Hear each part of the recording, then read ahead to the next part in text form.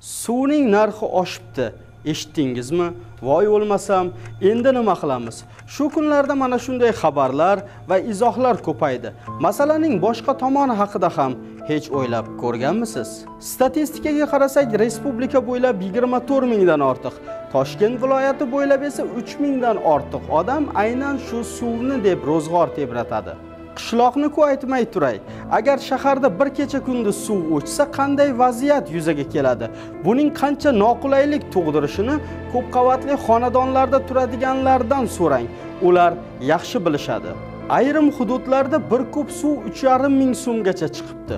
Xo'sh, sizningcha bir tonna ichimlik suvi uchun 3,5 ming so'm shunchalik qimmat narxmi?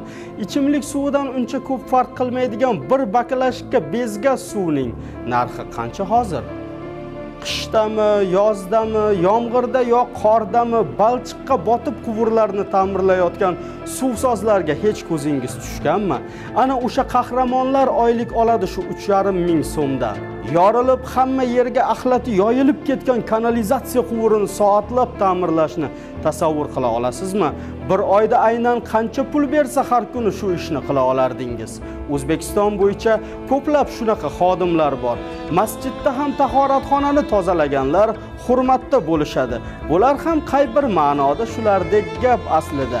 Biz to'lagan pul shularning rizqi axir. Shunga shuncha dodvoy solish kerakmi? Har kuni minglab quvurlar yoriladi, yamaladi, yangilanadi, yangilari eskiradi. Har yili minglab hududlarga ichimlik suvi tortiladi. Ishonasizmi? Hali ham uyini yonidagi ariqdan suv olib tindirib ichadiganlar bor. Aholisi katta mashinalardan paqirlab suv sotib oladigan hududlar bor. Hojatxonasidan 20 metr naridan quduq kavlab, shundan chiqqan texnik suvni ichib yurganlar yo'q deb o'ylaysizmi? Suvdan bino bo'lamiz, suv bilan yashaymiz. O'lsak ko'mishdan oldin ham yaxshilab yuvishadi. O'lim bu ma'nan ruhsizlanish bo'lsa, jismonan suvsizlanishdir. Shunday ekan, ko'pik to'la vannada yotib olib, suvni narxi bir ham oshib ketdi deganlarni tushunmay o'tib ketsam kerak. Bolalikda mahallamiz boshidagi hovuzdan suv toshib ulg'ayganmiz. Uyimizga suv olib kelishga boramizmi? Yur deb chaqirib chiqadigan o'rtog'im ham yodimda. Nima demoqchiman? Boshqa narsalarni bilmadim-u, ammo suvning narxi oshishini motam emas, bayramdek qabul qilish kerak. Ana shunda chekka-chekka qishloqlarga ham suv boradi. Shundagina tualet yonidan qazilgan quduqning suvini hech kim ichishga majbur bo'lmaydi. Hozir mamlakatimizda to'lovni paysalga soladigan ayrim odamlarning davlatdan qancha milliard qarzdorligi borligini bilasizmi? Yuqorida aytgan o'zgarishlar bo'lishi uchun bu raqamlar pasayishi, aholida to'lov madaniyati ortishi kerak.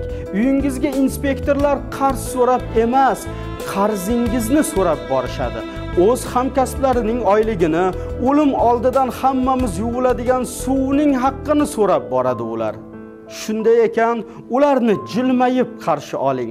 Dushmanga qaraganda gezarib qosh-qovog'ingizni va xarakteringizni ko'rsatmang ularga.